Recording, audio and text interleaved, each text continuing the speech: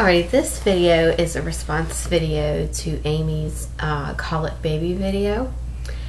I will tell you my story of what I thought was colic with Ella.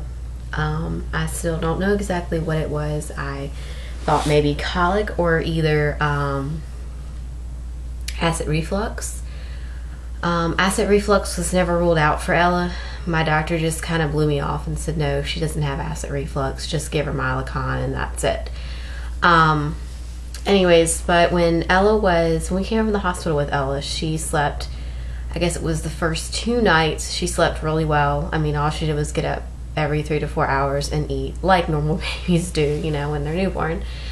And then I guess about a week after,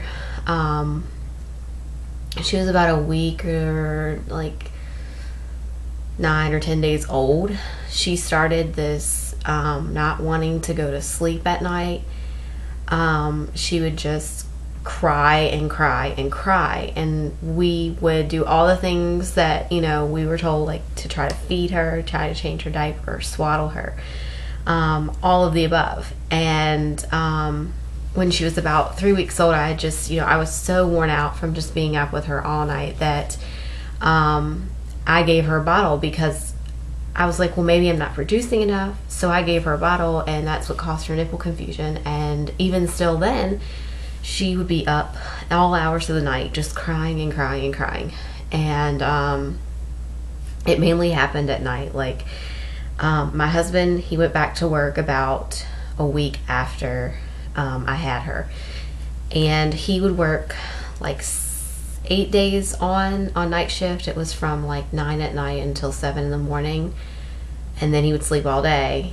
And then once he worked his 8 days, he would have 6 days off. So then he would help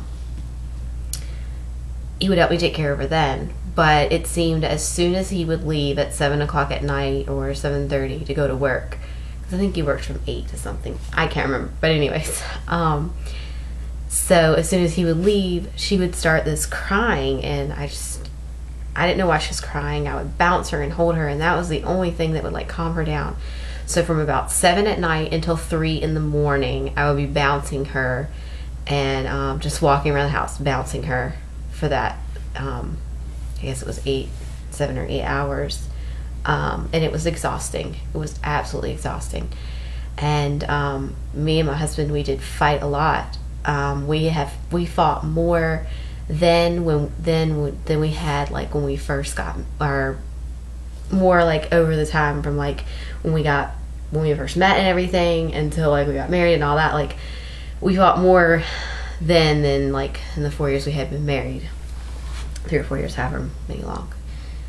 Anyway, so that was like the first time we actually really fought. And just arguing back and forth, and we were both just really tired, and because of course he was working night shift, and some nights I would just call him at work begging him to come home, because I was so tired and exhausted, and I just could not deal with it anymore. There was some nights where I would just leave her in her crib, and she would just cry and cry and cry. And then most of the time she would just want to be held. And the reason that I think it could have been like a mixture of colic and acid reflux was because she would always want to be sleeping upright. We let her sleep in her swing some nights because that's the only place she would sleep. But then again, some nights she wouldn't sleep in the swing, and she'd just cry and cry and cry, and we'd give her Mylicon, and it would relieve some.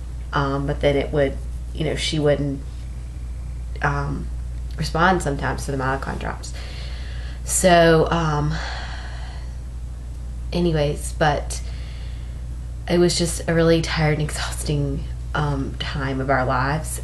I guess it was about, she was probably between 9 and 10 weeks, I would say more or less 10 weeks, when she started sleeping through the night, and the fussy crying bit just stopped altogether. I was just really lucky that it did stop at 10 weeks, because I went back to work, and I went and started working night shift, like the shift I had before.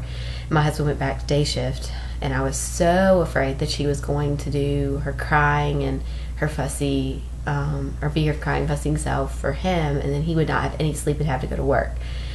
Because when I was on maternity leave, I could sleep during the day, because sometimes she would go to sleep for about 2 or 3 hours. Ella has never been a baby that likes to sleep.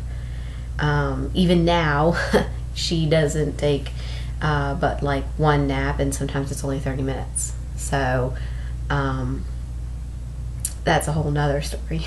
But I just thought I would share my experience with you guys. And I did not have to deal with it for 6 months. I don't know how Amy did that, but that has got to be extremely, extremely hard, because I literally was just about to rip my hair out most nights, because I was here all by myself doing it.